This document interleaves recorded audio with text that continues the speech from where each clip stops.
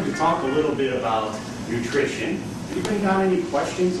Along the way, you're certainly welcome to ask questions. Anybody have any questions along the way? I know it's a show with a lot of talks. See if I can get this thing to stop doing so much feedback here. Anybody have any questions? Some feedback on the sample fire.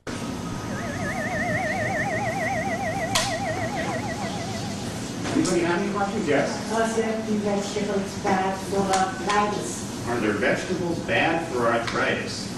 Well, you're asking me, are there any components, for example, in vegetables that would be bad for arthritis? I don't know of any. Right? Now, the thing about nutrition, people talk about foods, and they say there are good foods and there are bad foods. Anybody believe that there are good foods and there are bad foods? Raise your hand if you like. Are there really good foods and bad foods? Anybody? All right, let's think about it this way. Are there any bad foods? Loads of them. Most of them are bad? Loads of them. Loads of them? Why are they bad? Hot dogs, sausages. See, I'm a chemistry professor, so I come from the point that food is made up of molecules. And when you take apart the molecules, the body uses the molecules in different ways, right? And reconstructs the molecules. So that's basically what food is, it's molecules, right? So really, isn't that kind of a misnomer to think that there are bad foods? Because those so-called bad foods have the same molecules that the good foods have, right? And the body just takes them apart. Your body doesn't know the difference between a so-called good food and a so-called bad food. Well, what about the preparation? It's just in the mind that we think that this is a good food and this is a bad food.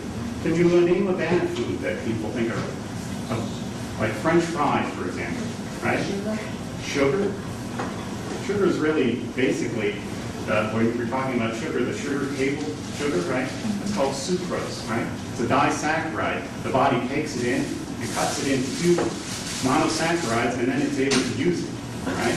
Don't worry, you can understand it. Don't worry, they're just words, but I can explain them to you so that you'll understand them. But the point is, all foods are molecules, and the body, when it takes in the food, it digests it, and then it has enzymes and those enzymes cut the food into pieces so that it can use those particular molecules, right? So when someone says, well, French fries are bad, but this fruit is good, that's kind of a ridiculous thing to really say, because the French fries have carbohydrates, they also have fats. The fruit has carbohydrates, and depending on whatever the fruit is, it may have some fat. For example, coconut has saturated fats. And other fruits and vegetables have a certain portion of fats. What does the body do? The body says, okay, I'm going to take in this particular food, now I'm going to cut it up into the pieces that I can use and use them. All right? Now, does that mean that I want you to go out and just eat French fries and loads of table sugar? No. The reason we really should think of the good foods and so-called bad foods, the good foods have what? They have molecules that we're going to use for energy. Well, what else do they have? They have the vitamins, they have the minerals, correct? Whereas the other stuff, the so-called bad foods, they're really bad. Not really bad, I don't really think they're bad, but we would call them bad because they're absent of those other qualities, meaning they're absent of the vitamins and the minerals, right? Or not enough of them. So if you eat too many of those, right, you're going to be deficient in those vitamins and minerals that you need, right? You see the difference? Okay? So don't think about foods as good or bad. All foods provide you with one thing, energy, right? Most important thing you need, exactly, calories. The body says, I don't care what you give me as long as it's energy. That's what it's going to use. Now, if you want to build muscle, for example, you're going to need nitrogen. Nitrogen comes in amino acids. Amino acids are put together to form what? Proteins, right? Proteins form meat, right? Chicken, fish, things like that, right? Beans, all right? Different types of proteins. But what does the body do? The body eats those things. The first thing the body does is get the enzymes out. It cuts the proteins into amino acids. And then the amino acids go and form new proteins, okay? So the body doesn't know the difference between so-called good foods and bad foods. It just says, one, I need energy. Give me energy, right? Two, then I need to to use things to build up my body, right? For example, muscle tissue, you need nitrogen, right? It forms of amino acids, right? So you need amino acids to form proteins. So the body says, well, I also need that, okay? But number one, energy. Two, you need vitamins, minerals, and the building blocks for proteins, okay? Amino acids.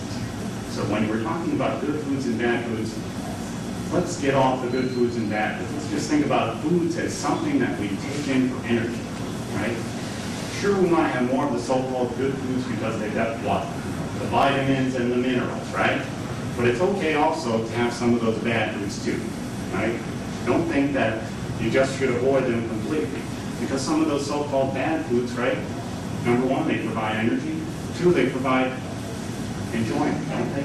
Isn't it nice to have a piece of cake or some French fries or a little bit of potato chips, right? So stop giving these foods a bad name. They're all good for you in the sense that they give you energy. All right. What about this word, diet? Diet is a four-letter word, right? It's not a nasty four-letter word, but people really sometimes think about it as a nasty four-letter word, right? Anybody here on a diet? No one's here on a diet. No one answers, no one raises their hand for anything here. No one's on a diet. All right, here, I'm going to tell you, what is a diet? Here's a diet. A diet is a particular, okay, but listen up here. A diet is a particular selection of food. All right, that's all a diet is. It's like a diet of books. You say, this is my diet of books. I read these books. My diet is these foods that I eat. So if no one's on a diet here, either you're all dead, right, or you just stopped eating, right? So let's give diet, the word diet, a break, because a diet just means what you're taking in, right?